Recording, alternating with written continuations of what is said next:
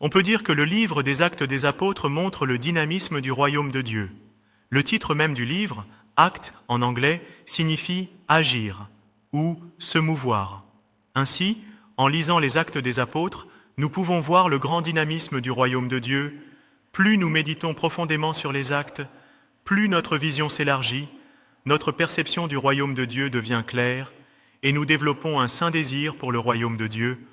En regardant les paroles des actes, je vous bénis pour que ce désir s'intensifie parmi les membres de l'Église Oriun. Cependant, dans tout le chapitre 28 des Actes, il y a tant d'histoires sur Dieu, et parmi celles-ci, les chercheurs résument 3 événements majeurs des Actes comme suit. Le premier événement est la descente du Saint-Esprit et la naissance de l'Église.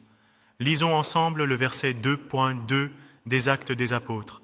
Tout à coup, un bruit venant du ciel, comme celui d'un vent violent, remplit toute la maison où ils étaient assis. Le Saint-Esprit est soudainement descendu sur la chambre haute, à la Pentecôte. C'est un événement très important. Le deuxième événement est la conversion de Saul. Saul, qui courait après les chrétiens comme un chasseur, rencontre Jésus à travers le ciel ouvert à Damas. Lisons le verset 9.3 des Actes.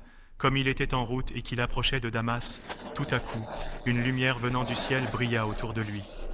Grâce à la conversion de Saul, des ouvriers pour prêcher l'Évangile jusqu'aux extrémités de la terre ont été établis.